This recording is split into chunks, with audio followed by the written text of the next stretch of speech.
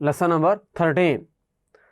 Lesson number 12 में हमने के मेथड का केस नंबर 1 डिस्कस किया था। अब यहाँ पर केस नंबर 2 डिस्कस करेंगे। अगर हमारे पास तीन रेशोज इक्वल हैं, A over B equal to C over D equal to E over F, और ये ज़ाहिर सी बात है एक सिंपल आंसर आएगा इसका सिंप्लीफाई करने के बाद, तो ज़ाहिर सी बात है वो के होगा। तो यहाँ से जो पहली फ्रैक्शन है ए ओवर बी वो भी के की इक्वल हो जाएगी, और यहाँ से ए आ जाएगा बी के। दूसरी फ्रैक्शन जो होगी सी ओवर डी वो भी के की इक्वल हो जाएगी, और सी आ जाएगा डी के। तीसरी फ्रैक्शन जो है ई ओवर एफ वो भी के की इक्वल हो जाएगी, और आंसर आ जाएगा ई इक्वल टू एफ के। अब देखें यहां पर इस तरह से है, यह बात आपने माइंड में रखनी है कि अगर तीन फ्रैक्शंस होंगी तो 6 नंबर्स इन्वॉल्व होंगे, A B C D E और एफ।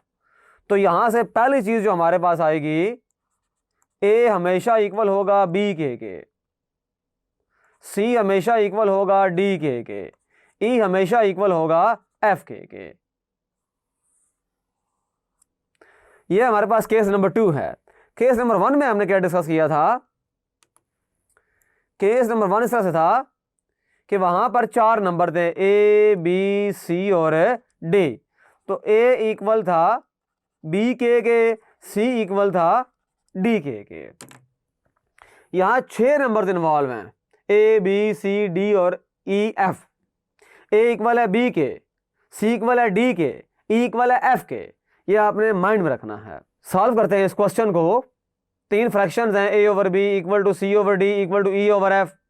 तो शो करना है A over B equal to square root of A square plus C square plus E square over B square plus D square plus F square.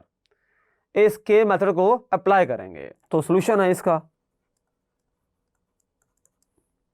देखें ए over B equal है सी over D के equal है ई over F के। तो ये हमारे पास के equal है, तो इसका मतलब ये हुआ ए ओवर बी भी के हो जाएगा, सी ओवर डी भी हमारे पास के हो जाएगा, और ई ओवर एफ भी हमारे पास है के हो जाएगा। तो यहाँ से आप देख सकते हैं ए आ जाएगा बी के, सी आ जाएगा डी के, ई आ जाएगा एफ के। ये बात आपने माइंड में रखनी है। तो लेफ्ट हैंड साइड लेके चलते हैं। ए ओवर बी, ये तो डायरेक्ट हमने के रखा हुआ है, ये तो के आ गया। तो लेफ्ट हैंड साइड का आंसर हमारे पास है, बड़ा सिंपल था, डायरेक्ट के आ गया। अब राइट हैंड साइड लेके चलते हैं। राइट हैंड साइड में देखें स्क्वायर रूट है, स्क्वायर रूट के अंदर है A square plus C square plus E square, और नीचे देखें क्या है B square plus D square और प्लस एफ स्क्वायर। तो देखें पुट कर दें इसके अंदर ए इक्वल टू बी के, तो क्या आएगा देखें, ये देखें बी के स्क्वायर प्लस डी के स्क्वायर प्लस एफ के स्क्वायर, और नीचे वाले को आपने छेड़ना नहीं है, उसको रखना है एज इट इज।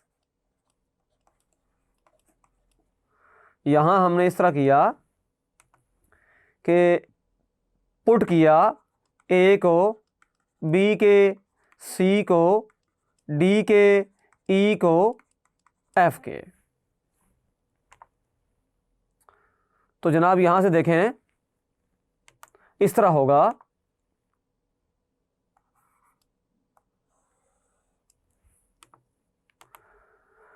अंदर आएगा B square K square plus D square K square plus F square K square over B square D square F square. Common ले लें, के स्क्वायर कॉमन लें, B square D square F square, और नीचे देखें B square D square F square. Cancel कर दें, ये पूरी जो फैक्टर है इससे कैंसिल हो जाएगा, तो रूट रह जाएगा के स्क्वायर, कैंसिल हो जाएगा हमारे पास ये भी, तो आंसर आ जाएगा के। इसे कह दें रिजल्ट नंबर 2 कह दें। तो हम कह सकते हैं from 1 and 2 left hand side is equal to right hand side. So this implies a over b equal हो गया a square plus C square plus E square B square plus D square plus F square. तो इस तरीके से हमने prove कर दिया।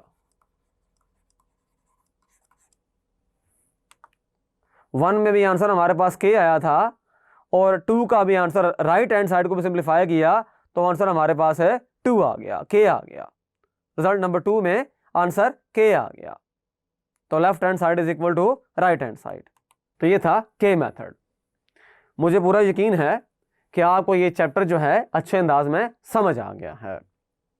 इसके अंदर 13 लेसन्स हैं और इसके अंदर कॉन्सेप्ट्स के साथ साथ मैंने एक्सरसाइज के जो क्वेश्चंस हैं, जो इंपॉर्टेंट क्वेश्चंस हैं सब्जेक्ट के पॉइंट ऑफ व्यू से भी और एग्जाम के पॉइंट ऑफ व्यू से भी, उनको मैंने अच्छे अंदाज में डिस्कस किया है। ये जो मेथड्स, जो टेक्निक्स, जो स्ट्रेटजीज मैंने डिस्कस की हैं, इनको आपने अच्छे अंदाज में एब्जॉर्ब करना है, इनकी प्रैक्टिस करनी है। अब जो बाकी रिमेनिंग क्वेश्चंस हैं एक्सरसाइज के अंदर वो आप सॉल्व कर सकते हैं। एग्जाम्पल सॉल्व हैं और मेथड्स मैंने इसके अंदर डिस्कस कर दिए हैं, इनकी आपने प्रैक्टिस करनी है। मिलते हैं इंशाल्लाह नेक्स्ट वीडियो में। मेरा नाम असद राजा है, मैथ इंस्ट्रक्टर tutoria.pk।